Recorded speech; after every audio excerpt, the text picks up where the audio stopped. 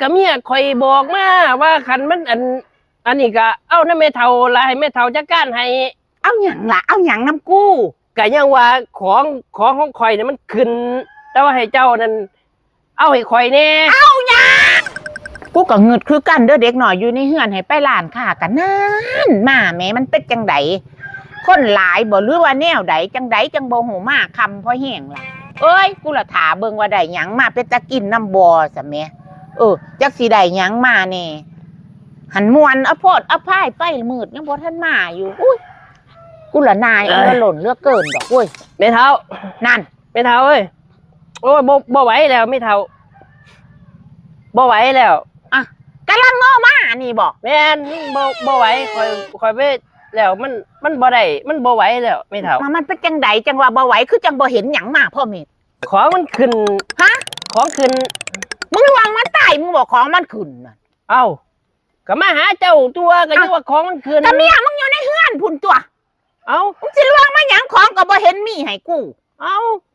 ของบ่เห็นมีให้เจ้าจะเด็กก็ยังว่าของมันขึ้นก็นั่นล่ะมึงลวงมาหยังอีนั่นมันอยู่ในเฮือนนั่นตัวเมียมึงนั่นแหมเอ้า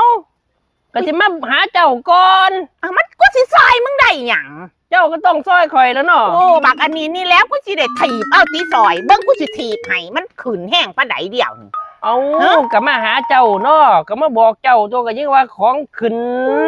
อุ้ยบอกเป็นคนปัญญาอ่อนกูบอกว่าเมียมึงอยู่ในเฮือนแหมห่วยเมียข่อยอยู่ในเฮือนมันสิเป็นอีหยังเอามึงลวงมาหยังหากูเอาหลายรอบแล้วแม่มึงสิไปทางใดก็ไปแท้แม่พู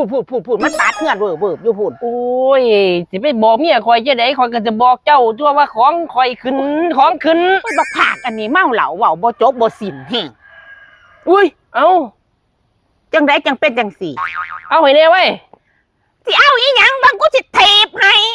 กูบอกว่าเมียมึงอยู่ในเฮือนของมันขึ้นก็ยังว่าเอาให้ข่อยแน่เอ้ากูเงือดแห้งจังได้จังเว้าน้ำคนบ่หูเรื่องเอาแต่เหี่ยวนี่แม่เอากะเมียข่อยบอกมาว่าคันมันอันนี้ก็เอาน้ำแม่เฒ่าลายแม่เฒ่าจัดการให้เอาหยังล่ะเอาหยังน้ำกู้ก็ยังว่าของข่อยเนี่ยมันขึ้น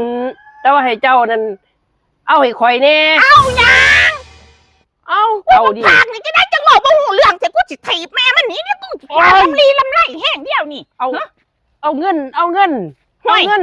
จะได้จังเว้าบ่หูแล้วหูทั่วแท้เอาเงินมันขึ้นของราคามันขึ้นเอาเงินได้เดียวนี่อุ้ยกูก็ว่าแม่ของมึงนี่คืนกูสิถีบลงให้นี่แตกไม่ให้นี่แหมห่วยจังได้จังเว้าบ่หูแล้วหูทั่วเว้าไม่แย่มีแต่ความเก่าเอาเงินมาโอ้ยเสียไปหยังเงินนั่นก็เอาไปให้เขาก็ยังว่าของเจ้าข่อยอยากได้น่ะมันขึ้นจังได้จังสร้างให้ไปจะสั่งเอาแถของขึ้นอยู่ไอ้เงินกูโอ้ยเท่านี้300กูจะสิได้เมียนเอาใต้ปากบักผากอันนี้จะมันเว้าบ่หูเรื่องภาษาโอ้ยของขึ้นเจ้าก็แค่ขึ้นก็ของเนาะโอ้ย